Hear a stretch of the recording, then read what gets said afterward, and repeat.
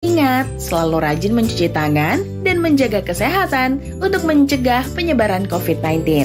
Sampai jumpa lagi.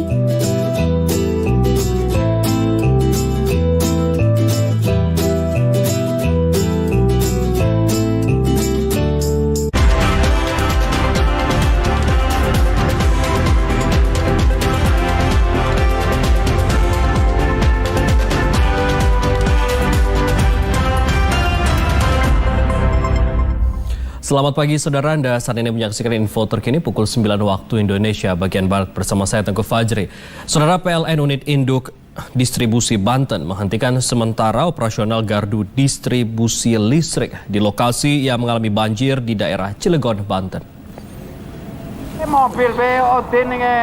Manajer Unit Komunikasi PLN UID Banten Eman mengatakan ada 122 gardu yang dipadamkan saat terjadi banjir.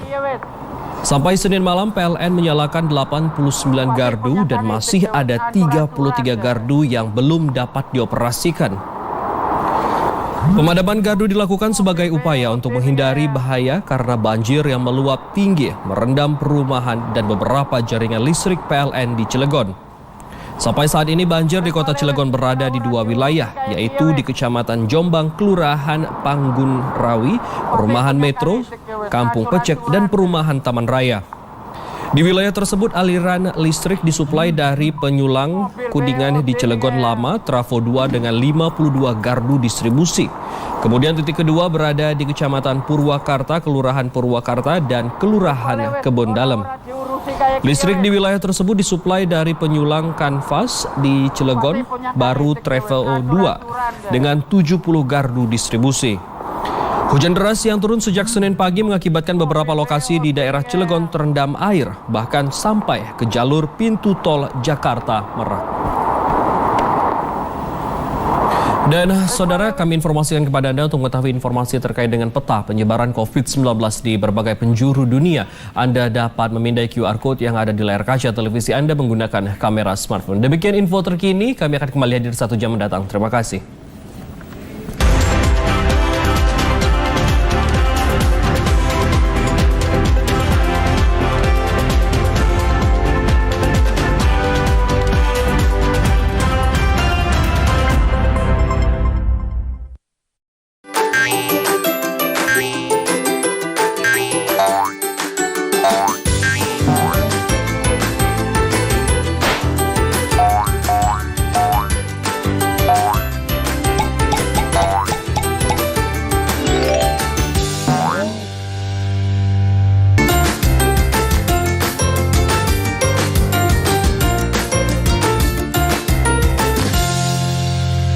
Adik-adik, hari ini kita kembali belajar di rumah untuk menghindari penyebaran COVID-19.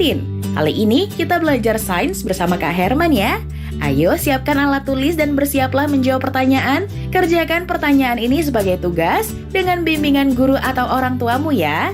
Ayah dan bunda, dari tayangan hari ini anak akan dapat mengembangkan kompetensi literasi, yaitu memahami paparan lisan tentang topik yang dikenali, mengidentifikasi ide pokok dan beberapa ide rinci dalam paparan tersebut, menjelaskan kembali dan menanggapi menggunakan pengetahuannya, serta menulis esai pendek untuk menggambarkan pengamatan dan pengalaman dengan lebih terstruktur. Sekarang mari kita simak pelajaran dari Kak Herman.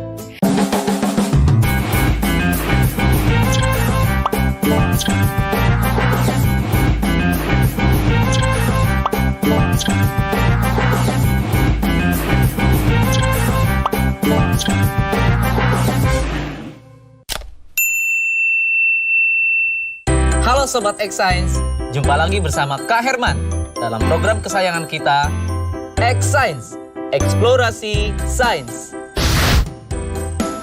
Adik-adik, pernahkah kalian bekerja bakti membersihkan kelas bersama teman-teman? Nah, tahukah adik-adik, kegiatan bekerja bakti seperti mendorong meja, memindahkan kursi, menyapu, dan kegiatan lainnya terjadi karena adanya gaya yang dilakukan. Hah? Gaya? Apa sih gaya itu? Mau tahu tidak? Yuk kita simak penjelasan berikutnya.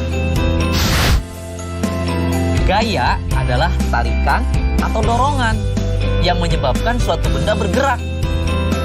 Suatu benda dikatakan bergerak jika kedudukannya berpindah dari posisi semula. Adik-adik, gaya juga memiliki sifat-sifat tertentu loh. Apa saja sih sifat-sifat gaya itu? Yuk kita simak penjelasan berikutnya. Pertama, gaya menyebabkan benda diam menjadi bergerak.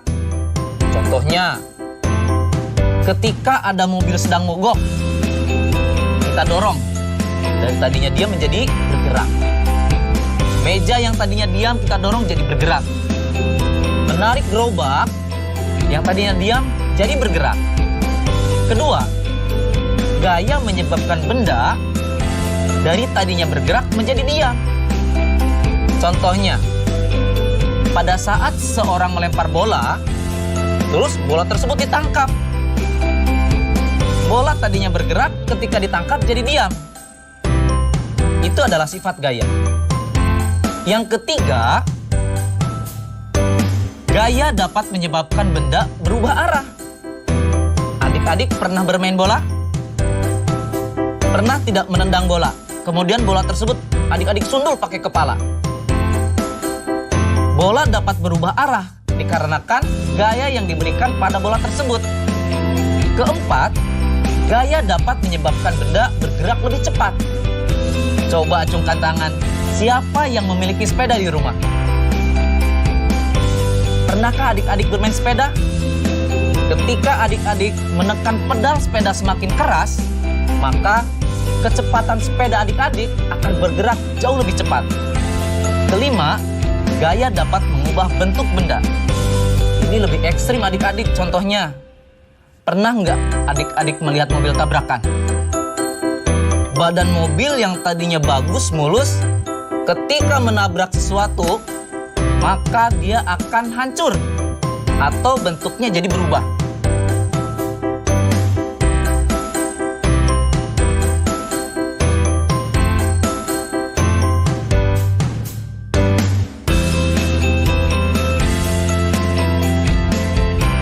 Nah, adik-adik, ternyata semua kegiatan yang kita lakukan sehari-hari tak lepas dari yang namanya gaya.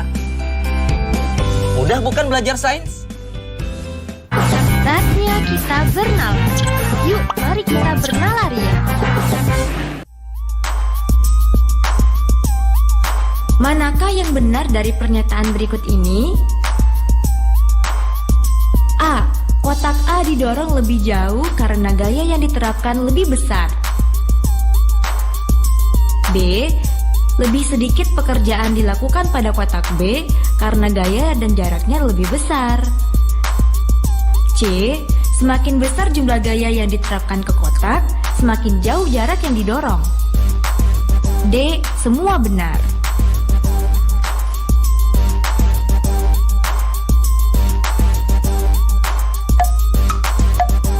Bagaimana Sobat X-Sense? Sudah tahu jawabannya? Kalau belum, yuk kita simak penjelasan berikut. Jawaban yang tepat adalah pilihan yang C, yaitu semakin besar jumlah gaya yang diterapkan ke kotak, semakin jauh jarak yang didorong.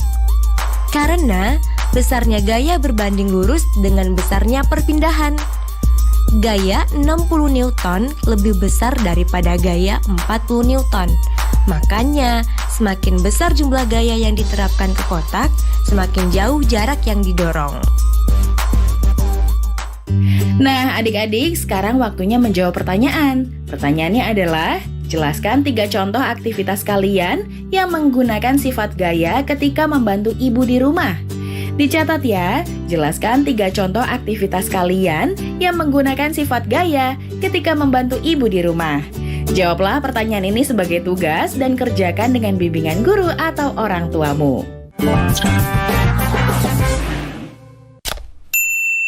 Pemerintah mengimbau masyarakat dapat bertahan di rumah saja.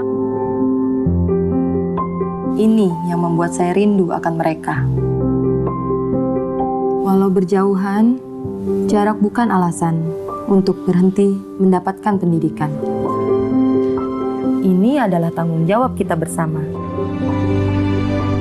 untuk masa depan anak-anak kita, anak-anak Indonesia.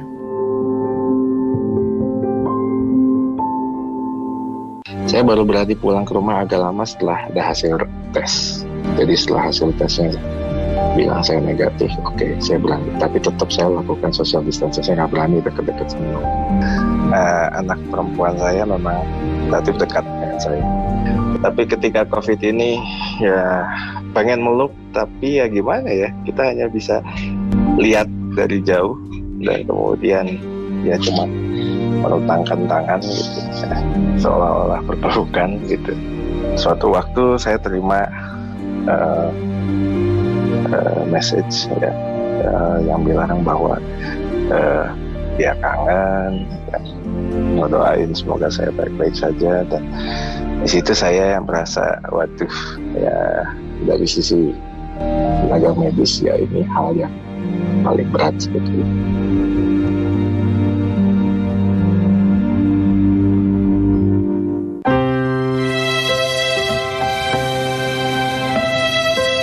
Kamu nggak sekolah?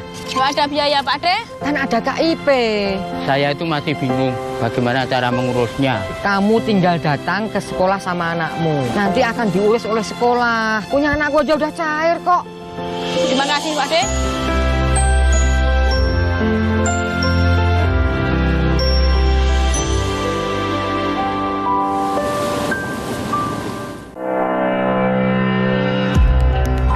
Marhaban ya Ramadan, marhaban ya Ramadan. Mengantar berbuka puasa, kami sajikan tausiah penyejuk hati bersama Ustadz Dasat Latif. Dari semua bulan yang ada Allah hadirkan 12, Ramadan yang paling banyak namanya. Kultum hadir setiap hari menjelang azan maghrib selama Ramadan. Tapi Anda sesat ketika Anda tidak membuka Al-Quran. TVRI, media pemersatu bangsa.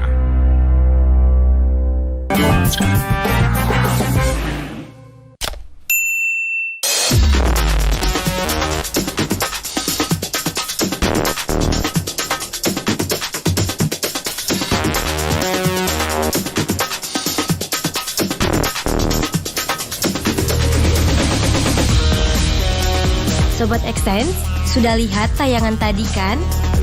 Nah, menurut Sobat Xsense, gaya apa yang berperan pada mobil kren sehingga bisa menarik logam besi dan gaya apa yang terjadi saat seorang anak menjatuhkan bola dari ketinggian? Mau tahu penjelasannya? Yuk kita simak bersama penjelasan berikut. Adik-adik, ternyata gaya itu banyak jenisnya loh.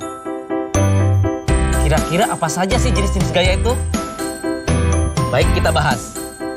Yang pertama adalah gaya gravitasi.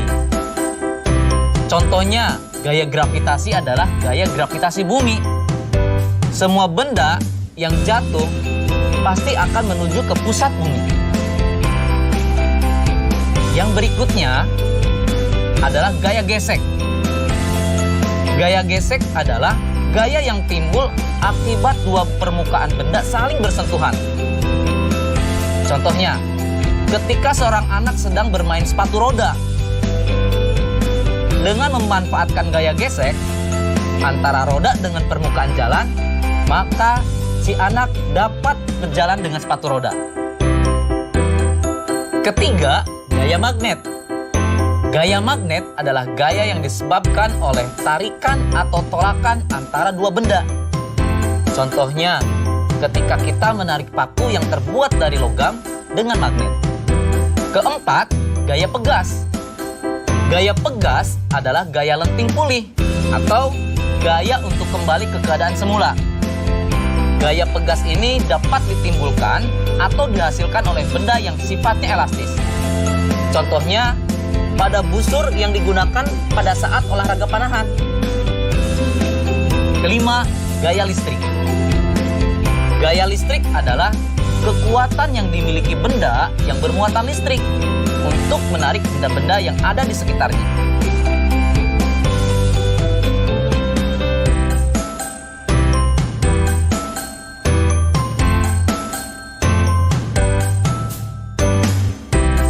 Bagaimana adik-adik? Mudah kan belajar sains? Saatnya kita bernalar. Yuk, mari kita bernalar ya. Rai menerbangkan layang-layang. Kemudian ada angin yang bertiup sangat kencang sehingga mengganggu terbangnya layang-layang Rai.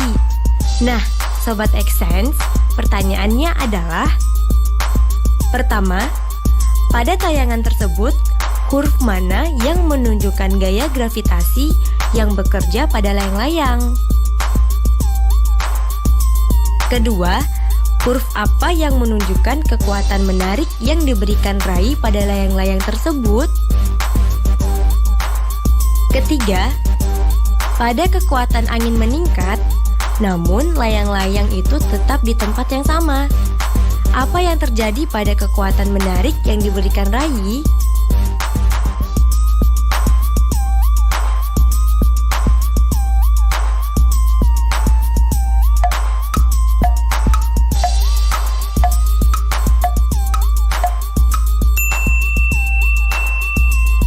Bagaimana Sobat Xsense?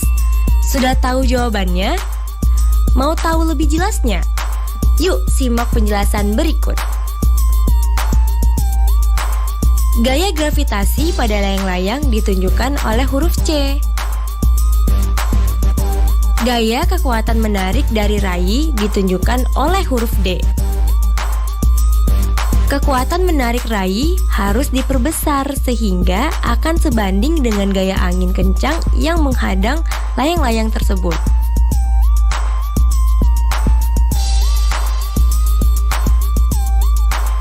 Nah, adik-adik, sekarang waktunya menjawab pertanyaan. Pertanyaannya adalah, lakukan percobaan. Jatuhkan 2 buah batu dengan ukuran berbeda secara bersamaan dari ketinggian yang sama.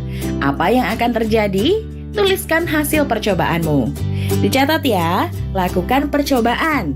Jatuhkan 2 buah batu dengan ukuran berbeda secara bersamaan dari ketinggian yang sama. Apa yang akan terjadi? Tuliskan hasil percobaanmu.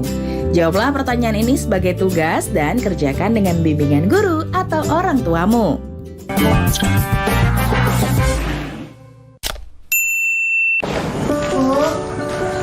Ya.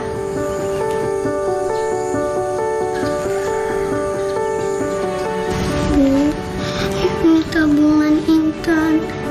Dan ini semua buat ibu ya.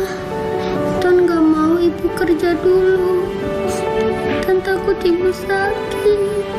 Iya nak. Ibu berangkat kerja ya.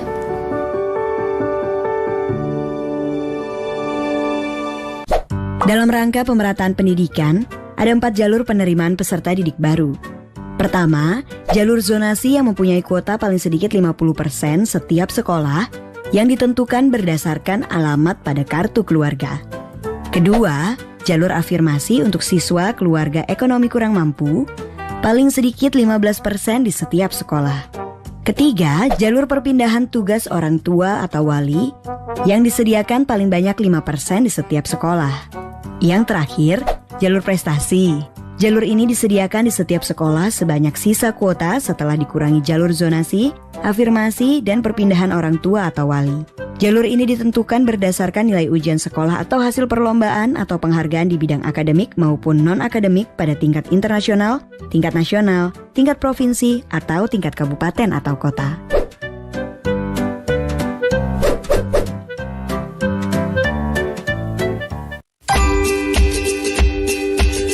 Tahukah Anda, hampir semua kasus yang ditangani KPK berasal dari pengaduan masyarakat. Contohnya adalah kasus proyek Hambalang dan pengadaan simulator SIM. Dengan memecahkan 2 kasus tersebut, kita berhasil menyelamatkan kerugian negara sebesar 464,4 miliar rupiah dari kasus Hambalang dan 145 miliar rupiah dari kasus simulator SIM. Kita sebagai masyarakat juga bisa berperan serta dalam mengungkap kasus korupsi. Dalam laporan pengaduan, jangan lupa uraikan secara tertulis hal-hal berikut. Anda mau tahu info lebih lanjut? Kunjungi link berikut. Anda punya informasi tentang dugaan tindakan korupsi? Silakan melapor ke kontak berikut atau datang langsung ke alamat Komisi Pemberantasan Korupsi.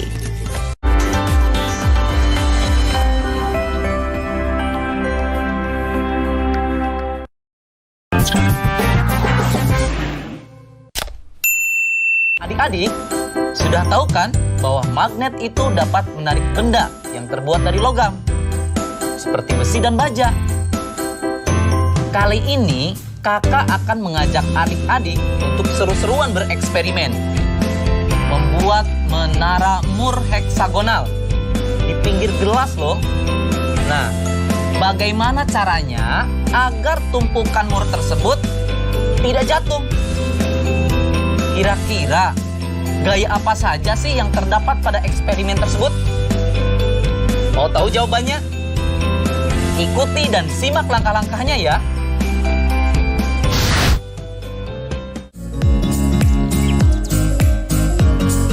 Sebelum memulai, terlebih dahulu kita siapkan bahan-bahannya ya, yaitu Moore yang berbentuk heksagonal, kaleng minuman soda, gelas kaca, magnet, dan penggaris.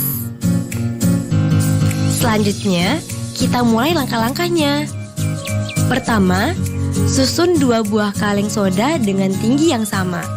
Letakkan penggaris di atasnya yang nantinya digunakan untuk menjembatani menara. Kedua, tempatkan magnet di kedua sisi penggaris di titik tengahnya. Magnet harus saling tarik-menarik dan menahan di tempat yang sama. Ketiga, atur penggaris di atas 2 menara sehingga magnet berada di tengah.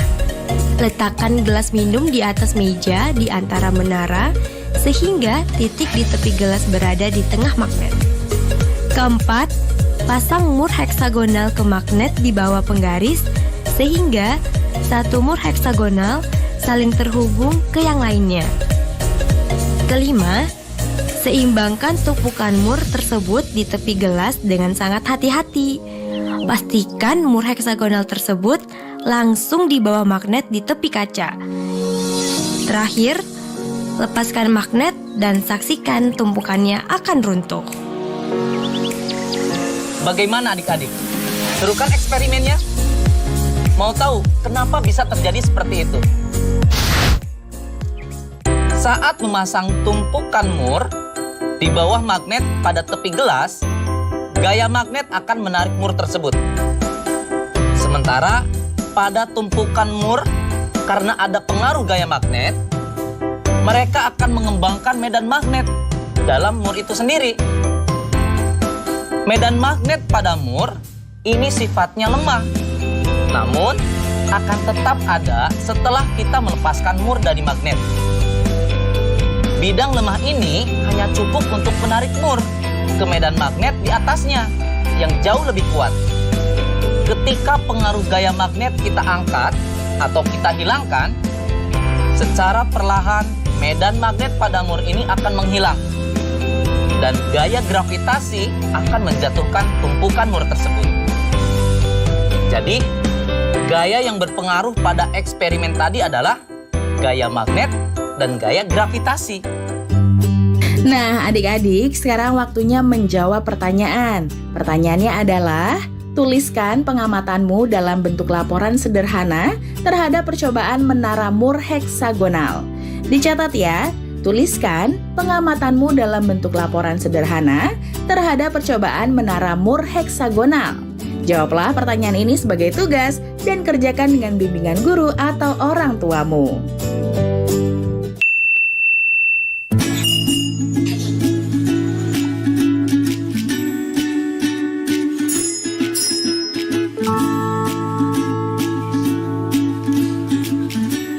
Mengapa bola kapas dapat bergerak-gerak? Halo Fadil. Halo Arik.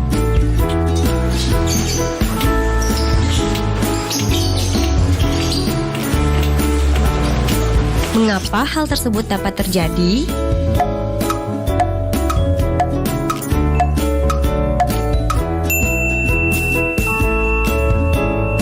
Halo Sobat X Science. Jumpa kembali bersama Kak Herman dalam program kesayangan kita, X-Science, eksplorasi sains. Adik-adik, pernah tidak kalian berpikir bunyi itu apa?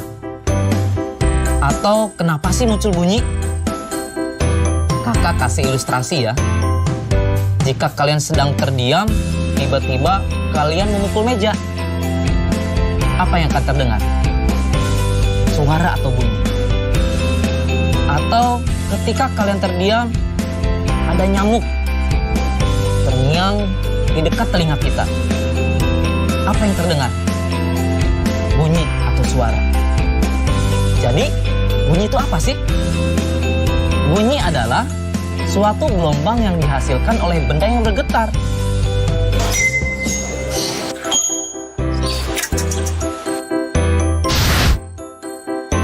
Adik-adik, ternyata bunyi itu memiliki sifat-sifat tertentu. Apa aja sih sifat-sifat bunyi? Yang pertama, bunyi merambat memerlukan medium. Perambatan bunyi dapat terjadi lewat medium, baik itu padat, cair, maupun gas. Namun, bunyi tidak dapat merambat di ruang hampa karena tidak ada medium di ruang hampa. Yang kedua, bunyi dapat dibiaskan. Pastinya adik-adik pernah mendengar suara petir kan? Kalau adik-adik dengarkan secara seksama, suara petir di malam hari akan terdengar lebih keras dibandingkan di siang hari.